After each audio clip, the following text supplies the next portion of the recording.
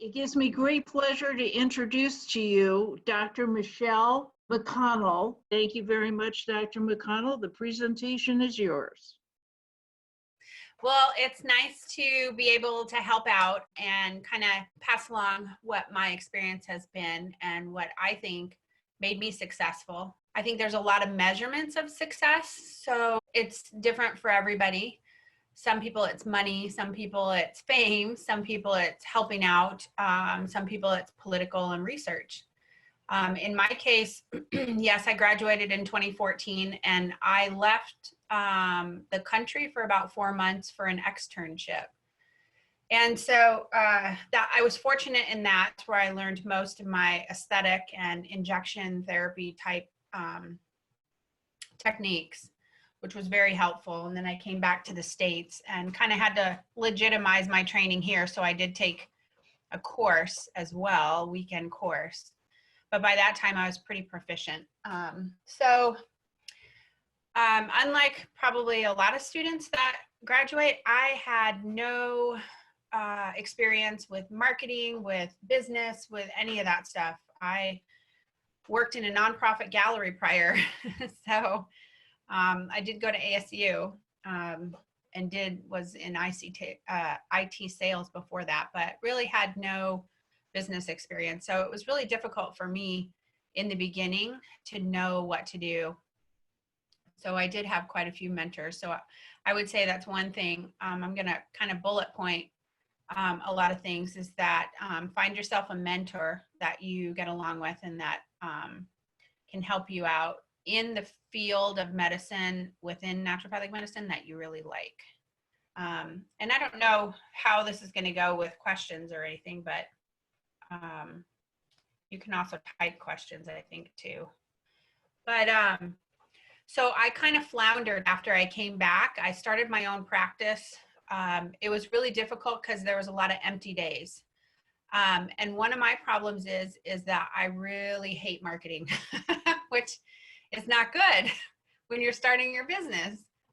So what I did and what I found really helpful to me, and it was more along the lines of what I was good at, and I think that's probably somewhere to start when you're starting a business or looking for where you want to be, is that you got to do something that's a little familiar and something that you're good at.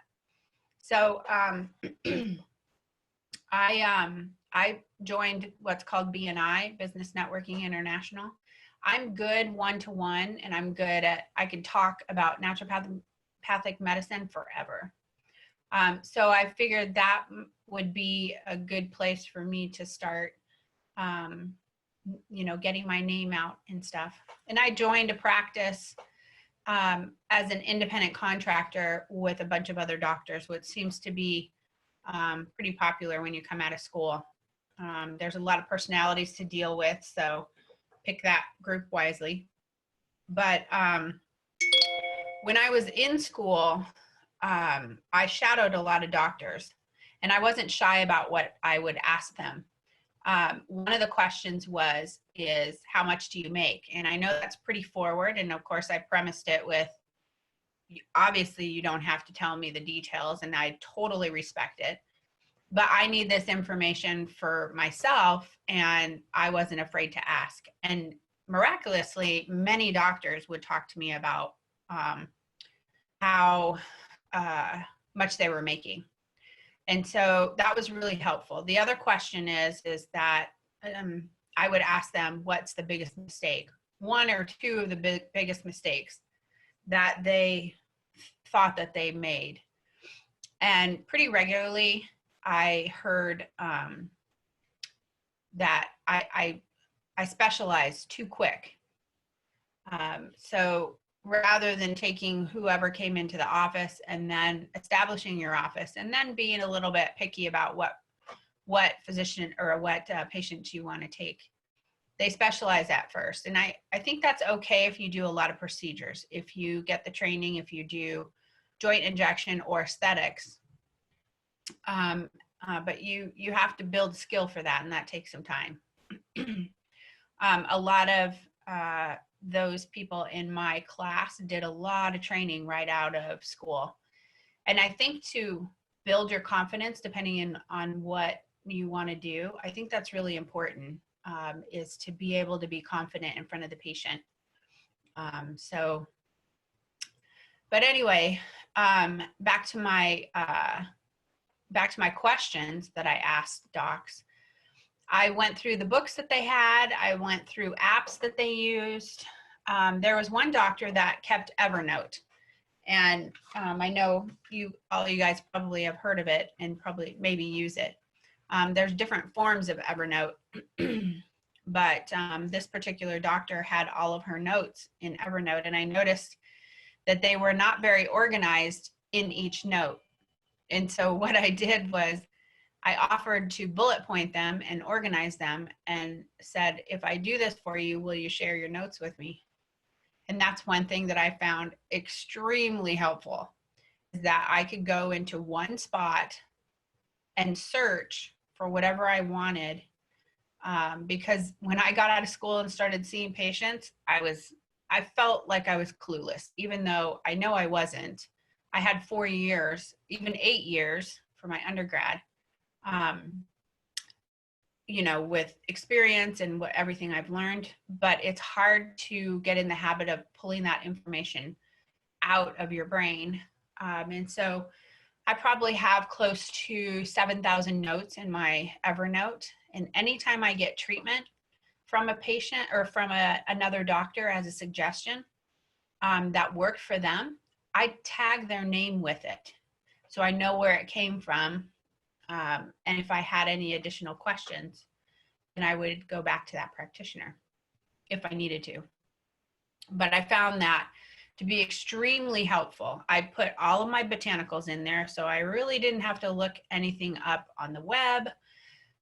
It gets kind of weird when you're searching for something on Google, even though we know how to decipher good information and know where to go. I feel like sometimes Google is our best friend. But I could search my Evernote because I put my entire school on there. And it was a lot of work, but it was a way that I studied too when I was in school. So everything's bullet pointed in my Evernote. And I literally, when I got out to practice, I could search if I was clueless about a patient, because nobody comes in with presentations that we all learned in school. It's all kind of, unclear to a certain extent. And that's why they refer to it as practicing.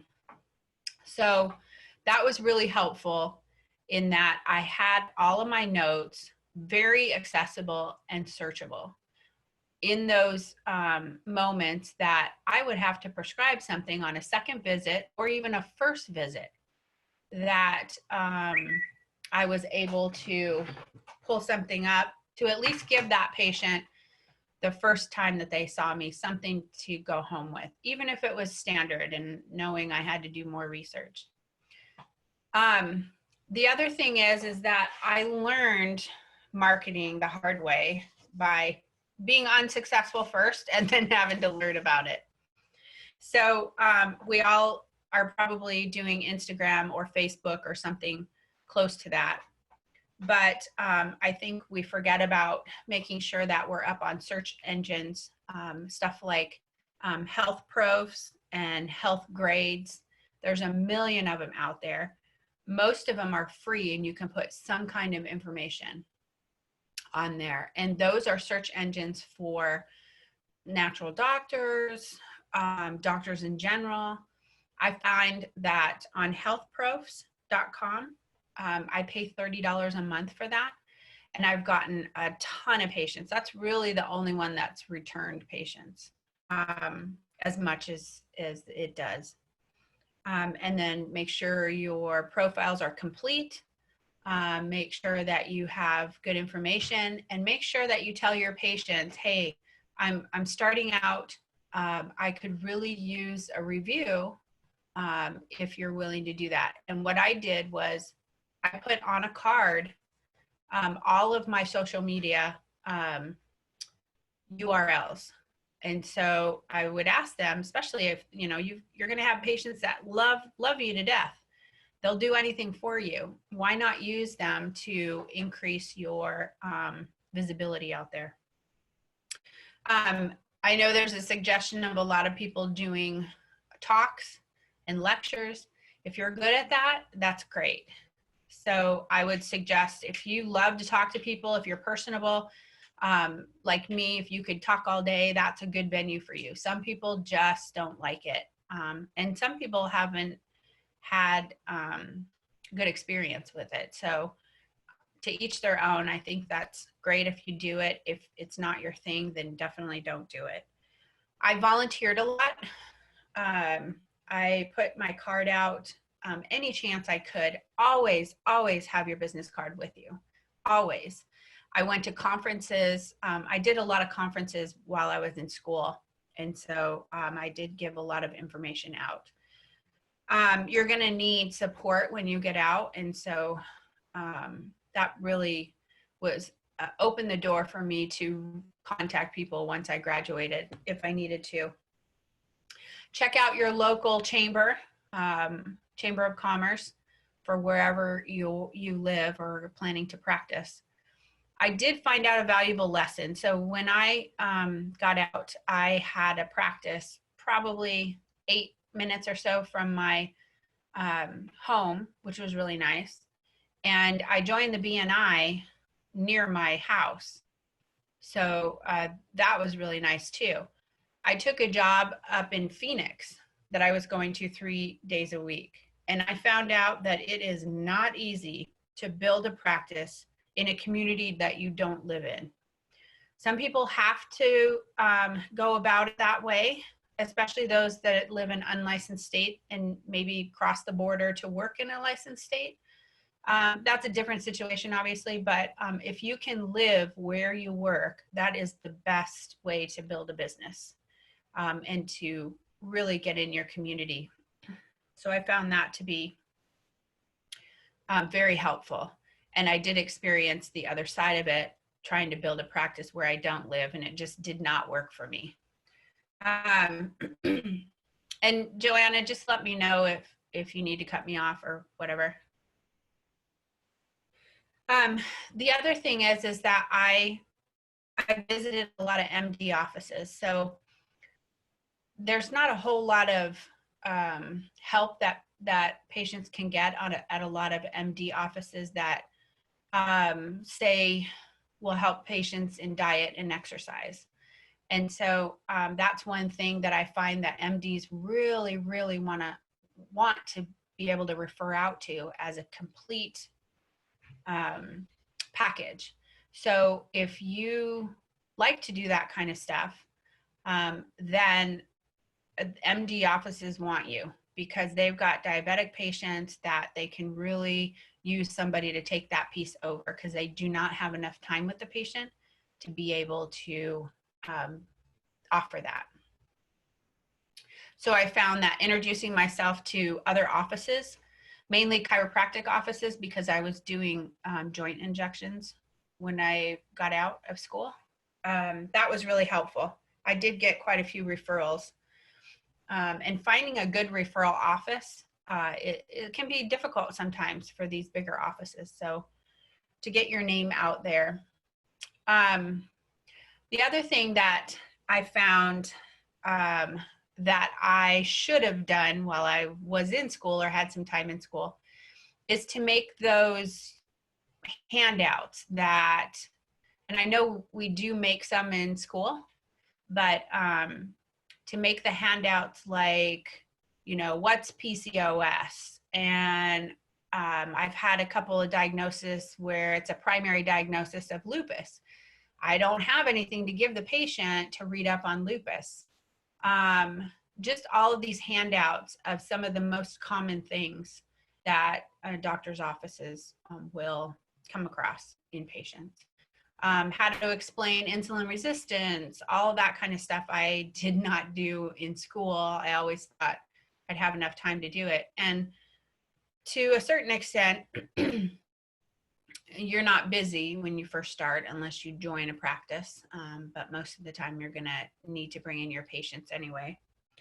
I ended up typing my stuff and finding it on the internet as I needed it, which was not a good plan, but it ended up working out. So, and there's a lot of doctors that are willing to share what they have, I found. So, starting with the premise, why invent the wheel? Hey, does anybody have anything out there? The other thing is that there are so many Facebook pages and groups that you can join to get help. I'm sure most of you know about a few of them, but there are just a slew of them. And when I first started out practicing, they were very, very helpful. Now I feel like I contribute a little bit more than actually asking. So that's been nice over the 6 years I've been out practicing. And then the last thing is that when you're talking to patients and you're a new doc, the best advice I have is to be real with them and be transparent. There were multiple of cases where I said, I have no idea how to treat you.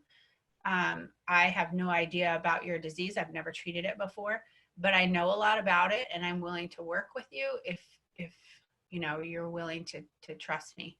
And I think that the trust that patients give us, I don't think you, as a new doctor, appreciate that until you get out and practice a bit. So transparency with your patient, I think, is really important, and it makes you real. So I think that's it. Does anybody have any questions?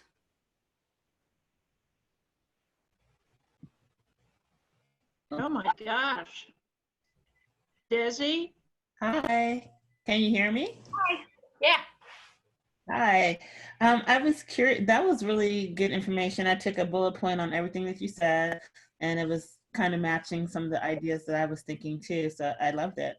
I had a question. When you can you, without like naming names, can you share some of the financial information that the docs were giving you as to how much they were making, or in that kind of vein, so Yeah. to speak? So there was one doc that's pretty successful, not in Arizona anymore, tended to move on to another state, still is doing is very successful. He opened up his monthlies, he opened up his procedure, costs, he opened up everything. And at the time he was, I think, making 110 a year. And of course, after taxes, what is that, like 80,000, maybe 90,000? Yeah. Still kind of not enough to pay our loans in a time, and in a manner we should be able to. But over time, that's enough to pay your loans, but you have to still live like a college student.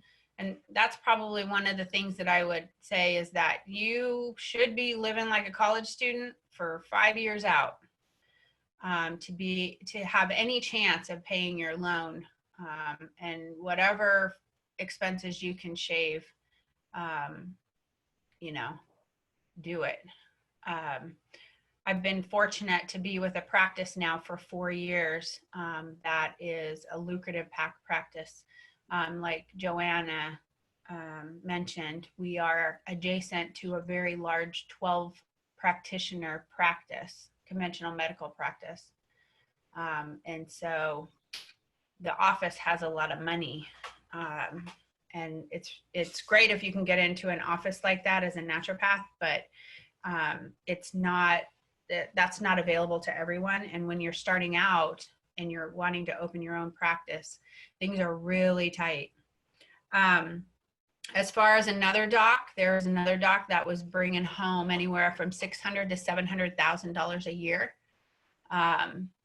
And yes, doing procedures, and eventually picked up stem cell. But when I met him, when I first started school, he had been in practice for 12 years. And he was making good money. I think probably most practitioners are making anywhere from 50 to 90,000. I find that offices that have a larger demographic, so they're doing more different procedures. They're doing anywhere from homeopathy to aesthetics, joint injection, that kind of stuff, tend to do better, especially right now with this virus. We are very fortunate in this office to be able to do like a range of different procedures. We do pelleting, we do joint injection, we do IV and ozone. That has really helped in crunch times like these because there is so many different patients you can help. And we do a lot of chronic disease. So those are ongoing patients, such as viral infections and Lyme disease, and we do all of that as well. So it's definitely doable. You have to be smart about it, and you have to really hustle when you get out. It's hard to go from the school mentality to, I need to do this now, but I really don't want to. That was my big thing, is that I hated marketing. I still do. But you have to feed the machine. And so if you can get out there and have some degree of confidence in speaking and getting your card out and really hustling at least your first year, you should be on your way to success in that sense. We're working on it. You know, there's the Naturepreneurs Club, and then also we have a mastermind for people who plan to open up their own practice out of school. So we're heading that way. Thank you very much. Yeah, you're welcome. Those mastermind courses, a lot of them are really good, and they really get you to the mindset where, you know, you can't wait till you get in the mood to do things. It's work. You have to do it. Yeah, well, yeah, I'm kind of the facilitator, but I was in marketing for, I don't want to say how long on a public line here, but it was for a long time. And then we have some people who have had their own businesses on there as well. And so we're all kind of just working to take the steps that we need to do. Awesome. Anybody else?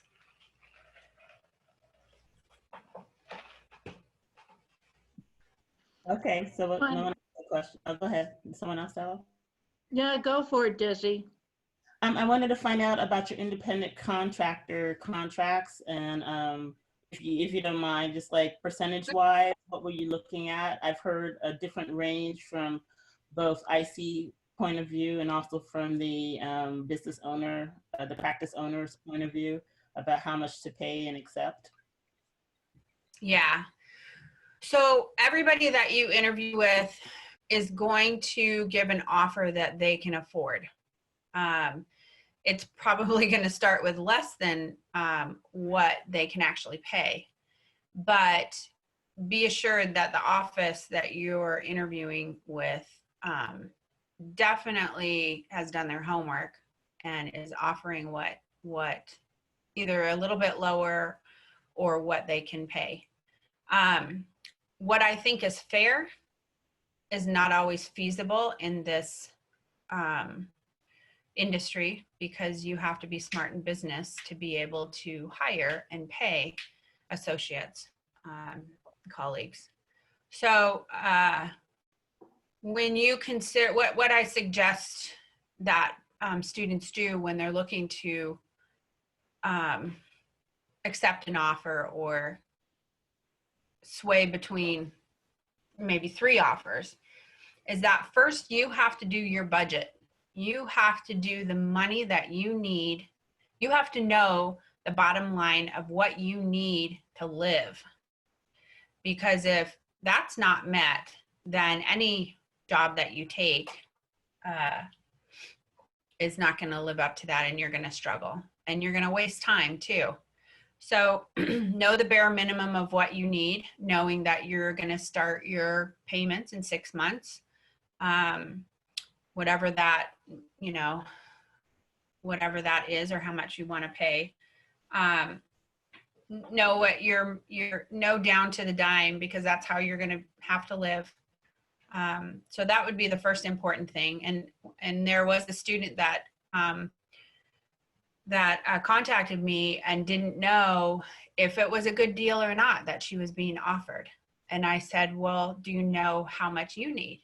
And she's like, no. And I said, you need to sit down and look at your expenses, and what the absolute minimum is what you need. And you will find that many offers will not live up to that, even if it's the bare minimum, depending on all of our different situations. So that's the first thing I would say is what needs to be done is know what your minimum is, and what's going to pay your bills. So the second one is that there are a lot of offices.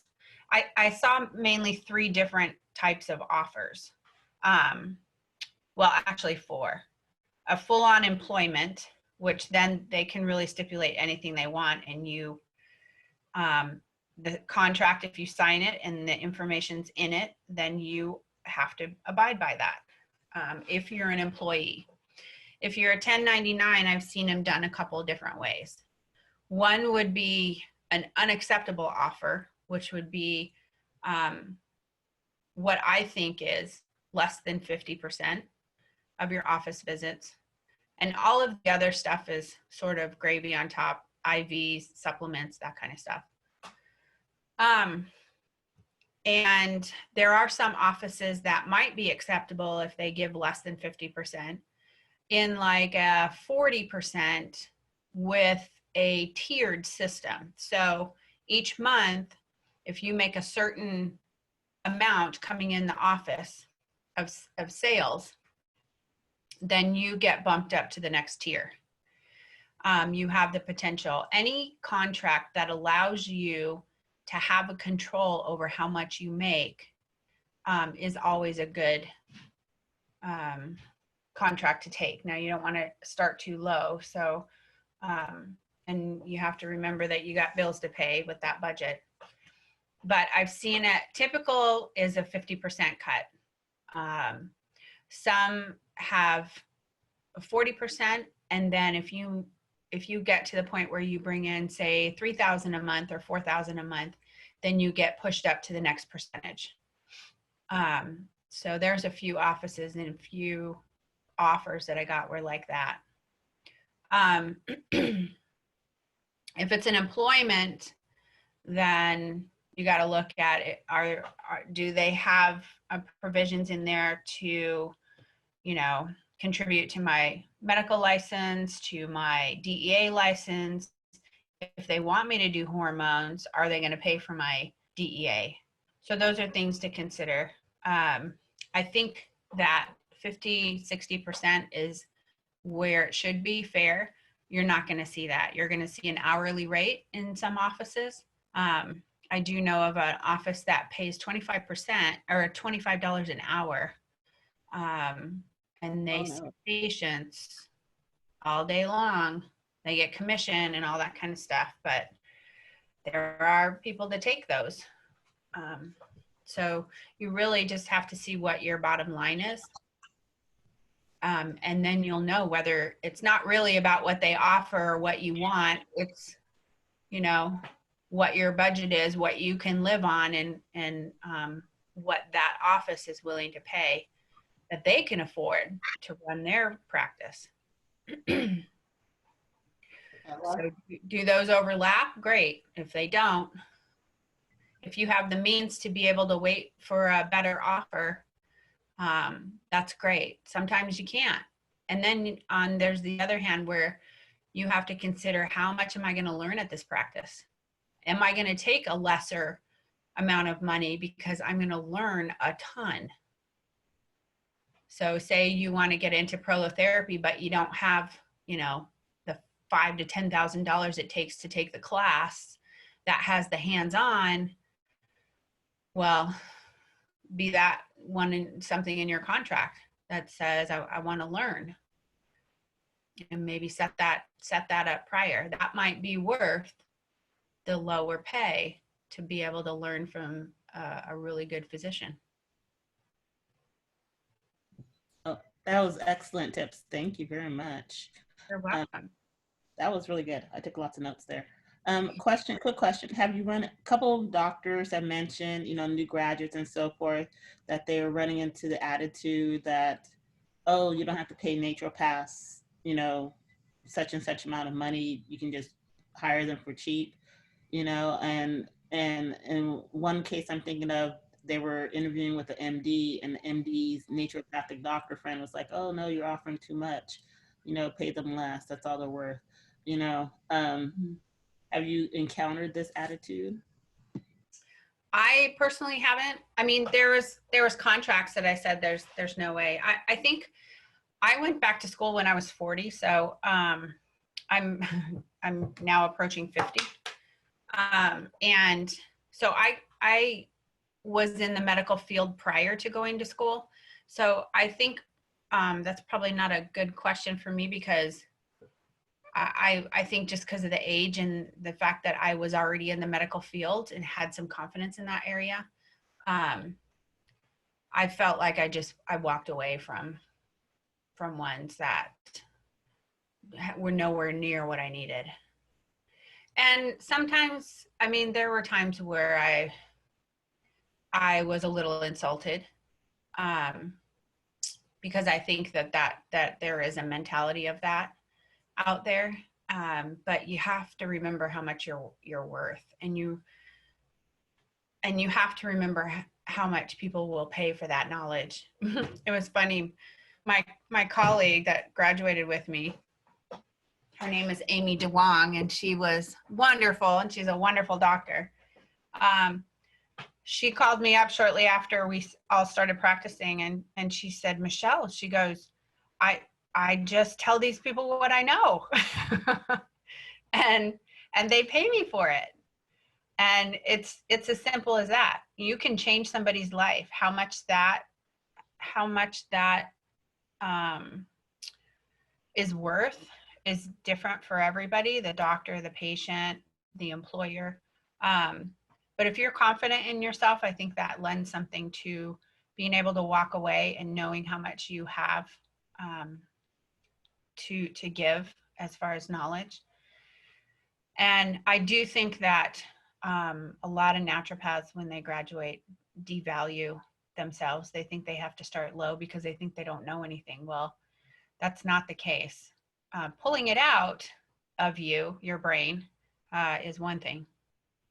It's not that you don't know. It may feel like it. It's kind of like taking a driver's license. You read the book and you think you got it all, but then you get out there and drive and it's completely different. It's the same sense. So there's a I don't know, a sense of gathering confidence, and I think that's when people start to see their value, but that may not be there right away. So that's a hard question to answer with that, because you really have to know yourself and what you need. You know, if you need some money coming in, you may take that lower offer, but keep looking. Definitely keep looking. It took me about 3 years to find my home. I went through 3 offices, teaching at the school, trying to make ends meet. I even drove for Uber for a while because I wanted to keep my obligations and I wanted to pay my loan, at least what I could at that time. But eventually I found my home. So I've been here for, I think, October, it'll be 4 years. Excellent. I'm so happy to hear that. Thank you so much. Sure.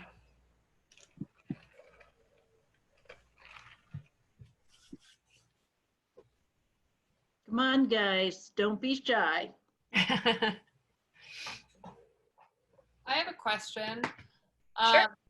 What's one thing that you wish that you would have done during school aside from making the handouts and everything? What's one thing that you wish you would have done during school? Yeah. I wish I would have taken the opportunity to go to more conferences because they're so much cheaper when you're a student, and you basically have the time because you're already studying. So I find even now when I go to conferences, you rarely have time to do the study and take the notes after the conference. Like I found you have to do it right there and then. You have to take your notes in your conference because when you go back to your office, you don't have any time to go back through. You have to pull that searchable information right there and then, because when you're in practice, you don't have time. Whereas when I was a student, it was easier because I was already studying subjects.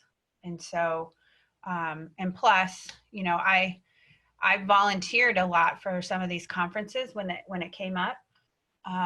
So I wish I would have done more of the hands-on. I would have had to spend a lot less money when I got out of school. So, and I would say another thing that I wish I would have done is I wish I would have stepped up in rotations a little bit more. I'm far from being a shy person, but sometimes I was like, oh, well, that student needs the experience too. And so I'll let them be the primary or whatever the case may be. Now I look back on it and I'm like, hell yeah, I want to be the primary on that one.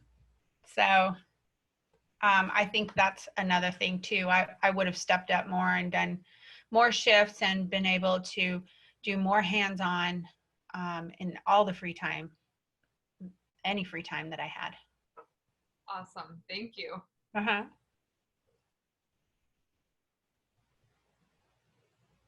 What were the top conferences that you like to attend? That you recommend as students? It's not being held anymore, but it was the International Conference on Human Nutrition. It was, hang on, let me.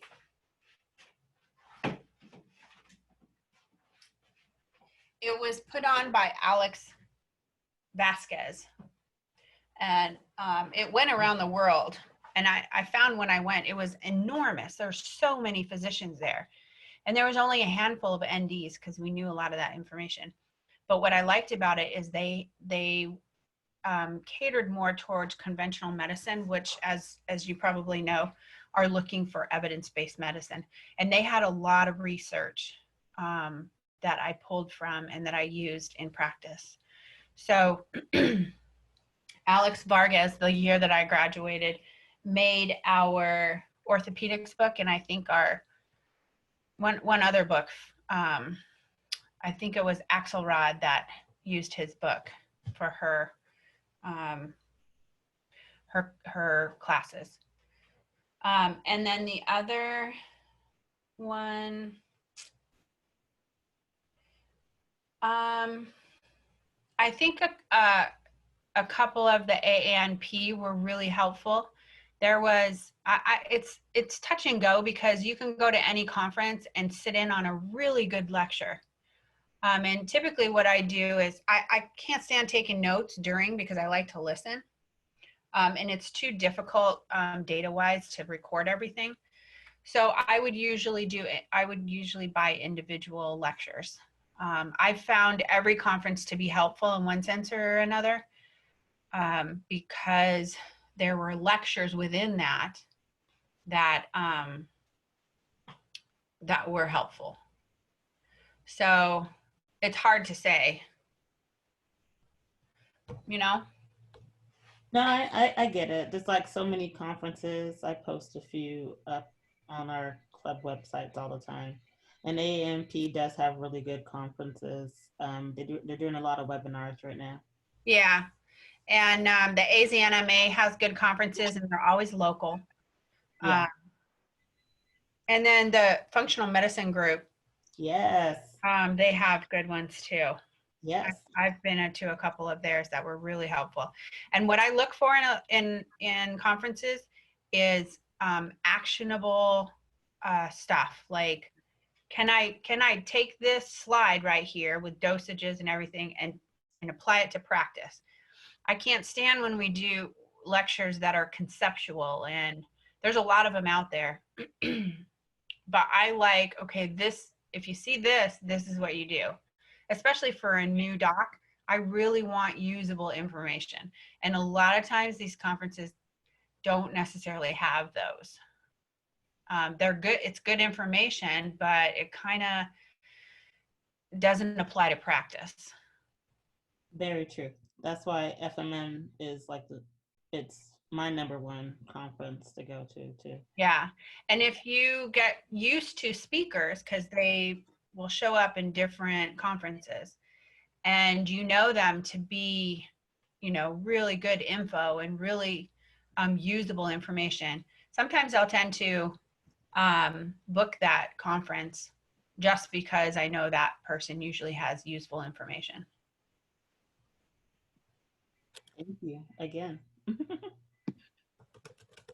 So as for the question, how to approach MD offices, you have to remember that they have little time for you. So the best approach in any office is to first call the office. You're going to talk to the front desk and say, hey, this is Dr. McConnell. You don't even have to say you're a naturopath.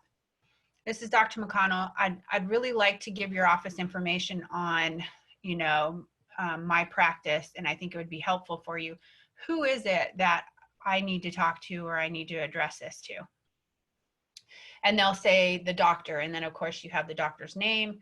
And then you follow that up with a letter of not only what you do, but how you can help that office.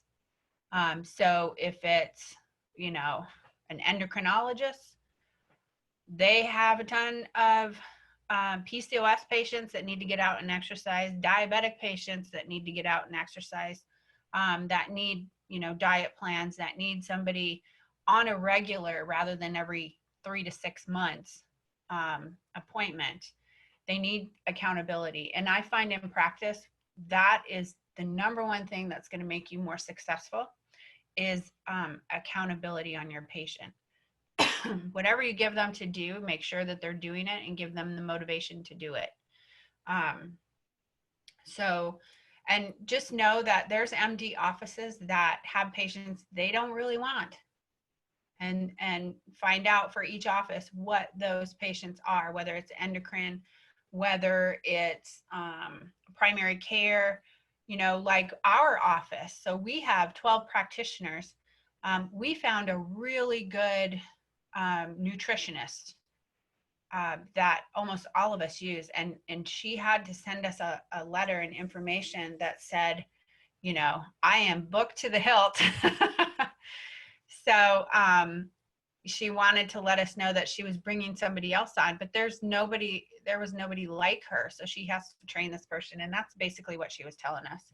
There is always somebody an office is looking for to do something with. And I'd say if you're doing procedures, if you're doing hormones, you might want to, because the majority of those people that are doing hormones and postmenopausal patients, their #1 complaint is they're gaining weight. So go talk to personal trainers, go talk to, and they may not know about the benefits of hormones if that's something that you want to do. But that's your job in marketing, is to get them to understand how they're going to help their patients if they send them to you. And you'll get rejections, and they'll think you're a quack. Who cares? I didn't give a crap.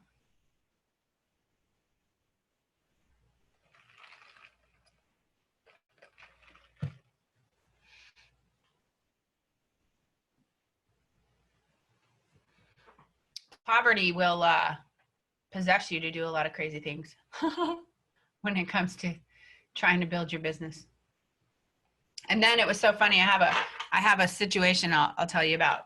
So at one time I was had 3 addresses I was working at. I was working at the school teaching, and that's always a lovely thing to do to supplement your income. And it keeps you kind of studying, especially on things that we don't do a lot in exams and stuff like that. Like, you know, rarely do I do real ortho exams. But anyway, and so I was at the school, I had my private practice, and I was at practice 3 days a week. And my schedule was a disaster. Sometimes I would have to hustle at the last minute because I forgot this or I forgot that. And I just forgot what I was going to say. It was such a profound point. But anyway, one of the things I wanted to say too is that I had to slowly shave off because I started making more money seeing patients than I was teaching. So I cut down my teaching. So little by little, I got to 1 address. But my main point I forgot, so I'll come back to that when it comes back in my brain.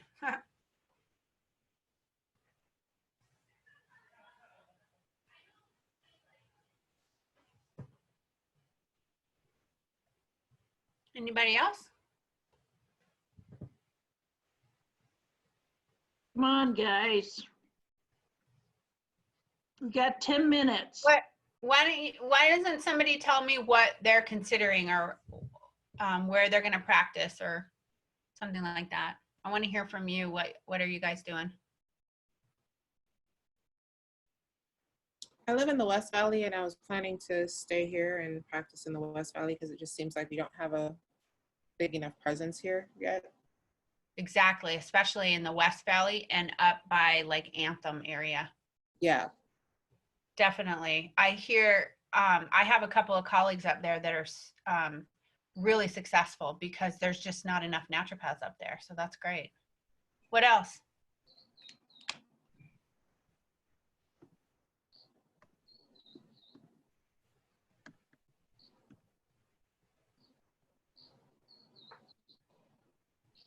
Are you open to us reaching out to you offline? Yeah, absolutely. You can write down my cell phone number if you want. Okay. Or I'll just type it up here. Okay, thanks. Uh-huh. I've helped a lot of students. And even, I mean, I've even had like colleagues that I've graduated with that have come and shadow at this office.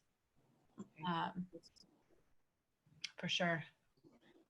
And I'll tell you my caseload, up until before COVID started, I work every day, and Mondays I do half days. So I come in the afternoon, 12 to about 5. And Thursdays I do my BNI meeting for lunch, which I still do. And I'll tell you that it is expensive to join. It's $680 now for the year, but I kid you not, I brought in $12,000 a year at least. Right now, I don't even know how much it is. It's probably more like $25,000 just from BNI. Definitely a worthy investment.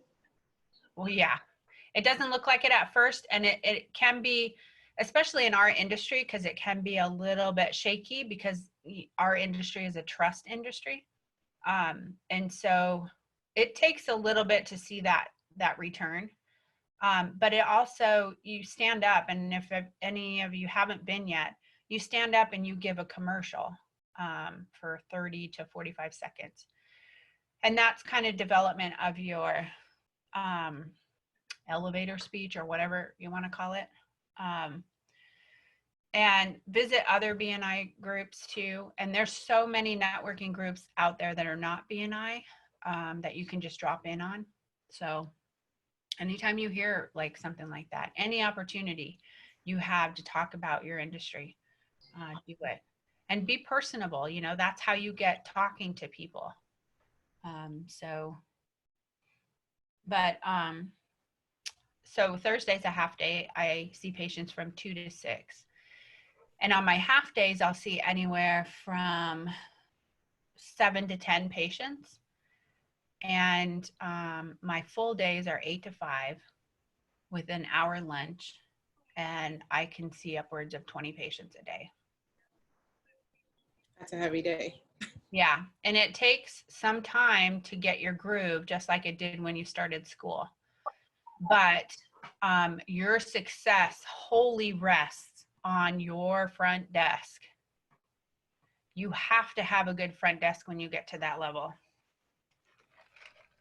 Okay. I was going to ask about staffing. Do you guys have any, I guess, medical assistants? That's a big practice. I have 2 front desk staff and an MA, and they all interchange. And they're wonderful. They can start IVs. They can talk to patients. They really know how to screen patients when it comes to questions. You know, when you first start out, you want to help everybody any chance that you can get. And that's great because those will be loyal patients. Some patients that I started seeing 6 years ago, I'm still seeing because I helped them out. But you have to know at some point it's going to get a little hairy because they want your time. And they're used to being able to text you and stuff like that. And there's a lot of things that we go over in school that you shouldn't do as a doctor. And I don't really have any rules per se. Obviously, I don't like date my patients or anything crazy like that. But I'm really personable with my patients, and I tell my own stories, and all of them know that I just met somebody that I fell in love with, and it's doing great because they all know me to be single forever. And so I don't really follow any of those rules as far as, you know, keep your emotions to yourself. I've cried in front of patients. So I think that makes you a better doctor because you're fostering a connection with these people. And sometimes you have to foster that connection, and you have to make that connection before they'll tell you the real good stuff. So I don't follow any of those rules, and I don't let anybody abuse my staff, doctor or otherwise. I think that we work really well.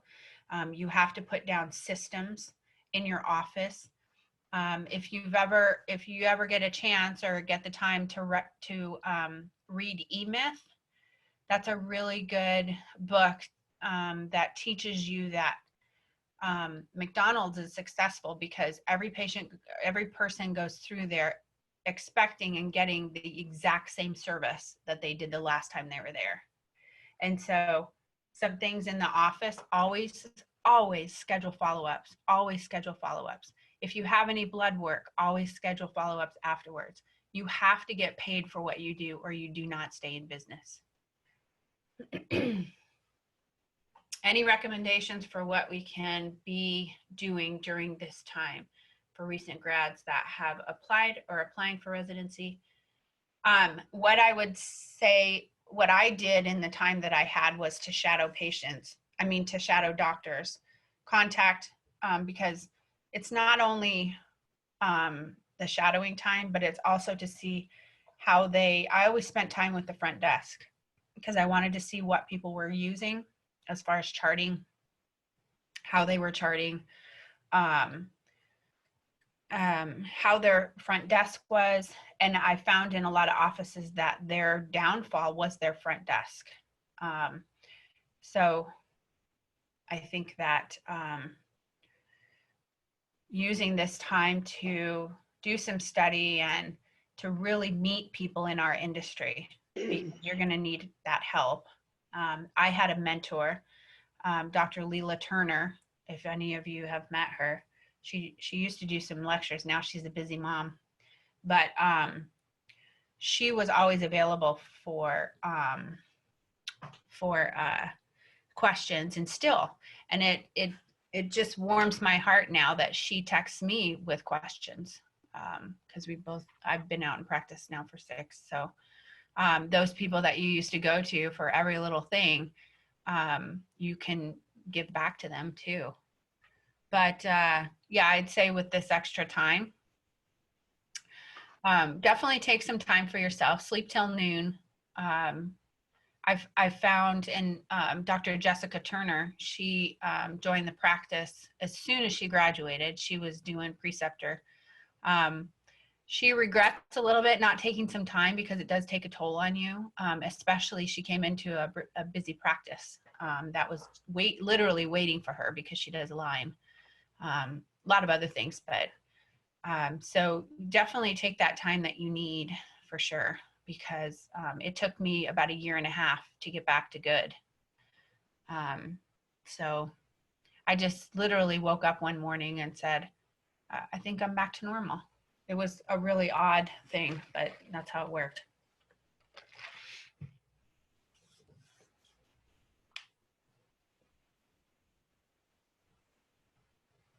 Yeah, so with the pandemic, it really is tough. When I shadowed somebody's office at naturopathic specialist when Leela Turner was there, they were actually changing from paper charts to online charting.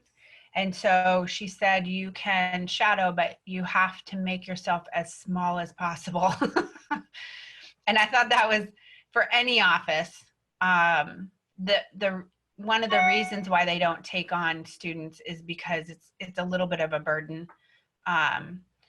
It's a good burden because people like to help, but I think that you need to reiterate to doctors' offices that you are going to make yourself as small as possible, but you will be asking questions. And I think you can still learn from telemedicine for sure. I know my student did, even though, you know, half my patients were telemed. We do a lot of procedures here, so they weren't, half of them were still in office. Yeah, so I think trying to shadow if you can, but if you need to take that time, definitely do it.